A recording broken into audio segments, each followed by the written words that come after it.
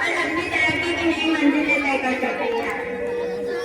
यौम आज़ादी सिर्फ खुशी मनाने का दिन नहीं बल्कि अपने किरदार का जायजा लेने का भी दिन है। हमें सोचना चाहिए कि हम अपने वतन की तरक्की के लिए क्या किरदार अदा कर रहे हैं।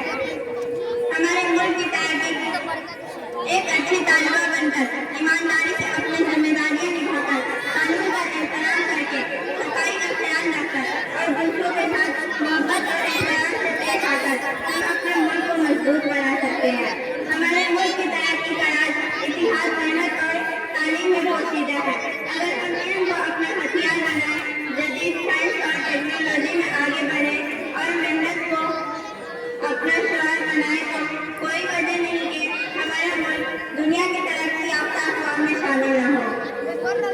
आज हमें यह भी अहद करना चाहिए कि हम नफरत, तासुब और इख्तिलाफात से बालातर होकर एक दूसरे का एहतराम करेंगे, कौमी यकजहती को फरोग़ देंगे और अपने वतन की इज्जत और वक़ार को हमेशा मुक़द्दम रखेंगे।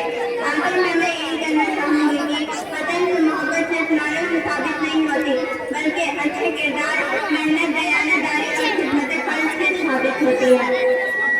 आइए हम सब मिलकर अहद करें कि अपने वतन की तरक्की, अमन और खुशहाली को हमेशा मुक़द्दम रखेंगे और अल्लाह ताला हमारे वतन को हमेशा अमन और